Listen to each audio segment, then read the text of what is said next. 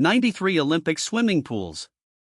That's how much water Microsoft's AI operations consumed in a single year just to keep servers cool. And that number jumped 34% in 1 year.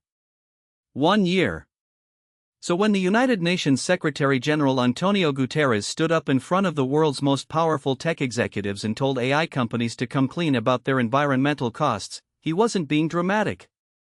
He was pointing at something the industry has been quietly hoping you'd never calculate.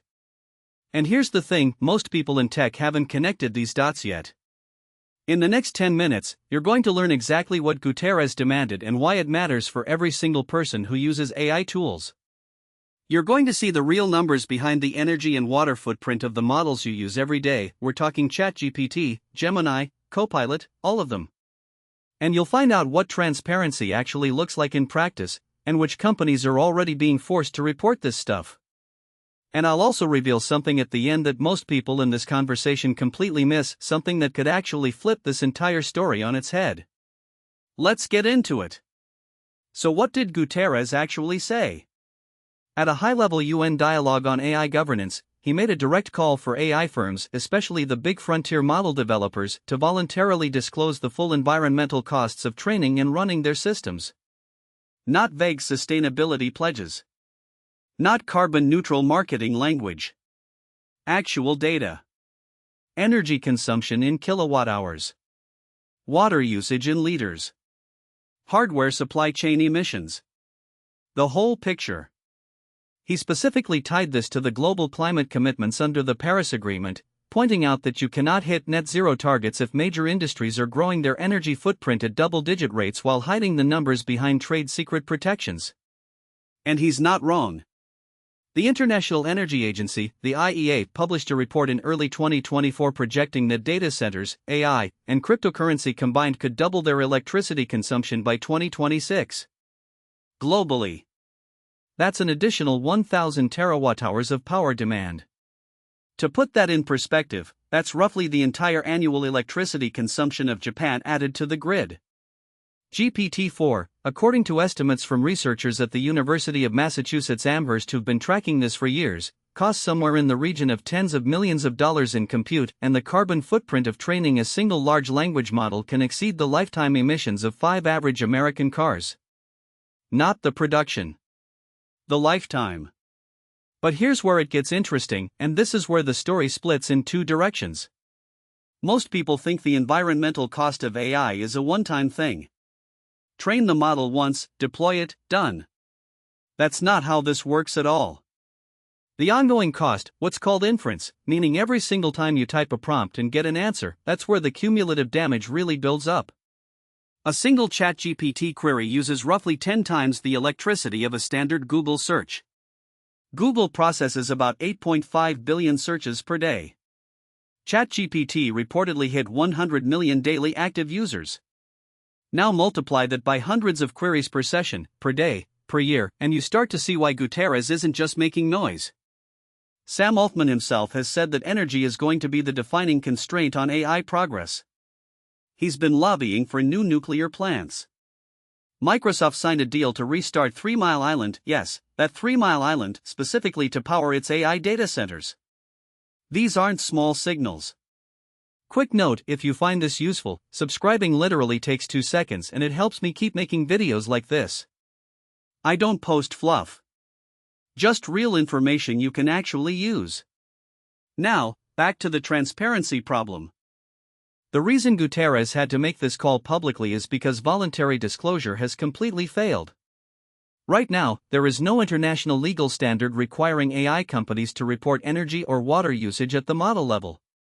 The EU AI Act, which is the most comprehensive AI regulation in the world right now, does include sustainability requirements, but the specific emissions reporting rules are still being worked out and won't be enforceable for several years. In the US, there's nothing at the federal level. Some states, California, notably, are pushing for data center reporting laws. But at the moment, what you get from most AI companies is a sustainability report buried in a PDF on their corporate responsibility page, written to make things look as green as possible. Google's own 2024 environmental report admitted that its greenhouse gas emissions had increased 48% since 2019, largely because of AI infrastructure. That's remarkable, because Google has been one of the most vocal companies about its carbon commitments. They haven't abandoned those commitments, they're just being honest that AI is making them much harder to hit. Did you know that training GPT-3, which is now considered a relatively small model by today's standards, consumed roughly 1,287 megawatt-hours of electricity and generated around 552 tons of CO2 equivalent?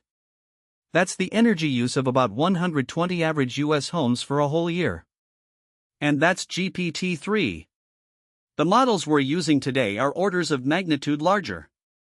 Here's where things get genuinely complicated, though, and this is the part that most takes on this story miss completely. The AI companies aren't entirely wrong when they push back on the framing. Because here's what's actually true: newer models are dramatically more efficient per task than older ones. GPT-4 can do in one query what used to require a team of researchers' hours of work. The question isn't just how much energy does AI use? It's what is it replacing, and is the trade-off worth it? A McKinsey analysis estimated AI-driven optimization in logistics alone could cut global emissions by 1.5 to 4 gigatons of CO2 per year by 2030. Google DeepMind's AlphaFold has already accelerated drug discovery in ways that could save decades of lab work, and lab work has its own enormous carbon footprint. But, and this is a big but, none of that justifies opacity. You cannot claim to be solving climate change while refusing to publish your own climate numbers. That's not a trade-off argument. That's just hypocrisy dressed up in innovation language. Which brings us to what Guterres is actually asking for, and what it would look like in practice. He's calling for a standardized environmental disclosure framework, something like a nutrition label, but for AI systems. Every model, every API, every major product should disclose the energy cost per inference, the training footprint, the water used for cooling, and the source of that electricity. Renewable or fossil. That's it. That's the ask. Some companies are already moving in this direction. Hugging Face, the open-source AI platform, built a tool called the MLCO2 Impact Calculator that lets researchers estimate the carbon cost of their training runs. It's not perfect, but it's a real, working tool you can use right now if you're training models. Just go to mlco2.com, it's free. And now, here's the thing I teased at the start that most people completely miss in this debate. The companies that disclose first are going to win. Not lose. Win. Here's why. Regulation is coming whether the industry wants it or not. The EU is moving. Legislation in the US is building. International pressure through the UN is intensifying. The companies that already have their data clean, their reporting frameworks built, and their efficiency story ready to tell, they're going to be positioned as the trusted players when the rules drop. Everyone else is going to be scrambling. Anthropic has already started publishing model cards with more detailed usage information. Mistral is publishing its training compute. These aren't altruistic moves, they're strategic. They're building trust before it becomes mandatory. And trust, in an industry that's increasingly under regulatory scrutiny, is worth billions. So what can you actually do with all of this right now? 1. When you choose an AI tool for work, check if the company publishes any energy or emissions data. It takes 30 seconds to Google Sustainability Report 2024. If they don't publish anything, that's information too. 2. If you're a developer or researcher, use the MLCO2 calculator at mlco2.com before you spin up a training run. Know your footprint before you create it. 3. Push your company or organization to include AI energy usage in any tech procurement decisions. It's a legitimate criterion, and it's starting to show up in enterprise RFPs already. 4. Follow the EU AI Act sustainability clauses as they develop. Even if you're not in Europe, those rules will set the global standard. Subscribing to the EU AI Office newsletter is free and takes a minute. 5. Don't let companies get away with vague green pledges. Carbon neutral by 2030 means nothing if they won't tell you their current baseline. Specifics or it doesn't count. If this video gave you something real to work with, a number you didn't know, a tool you can use, a frame for thinking about AI that goes beyond the hype, subscribing takes literally 2 seconds and it means I can keep making these every week. Next week I'm covering how the EU AI Act is going to change what AI tools you can legally use at work, and that one is going to surprise a lot of people.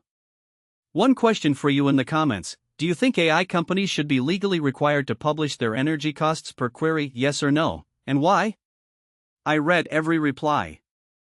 Drop it below.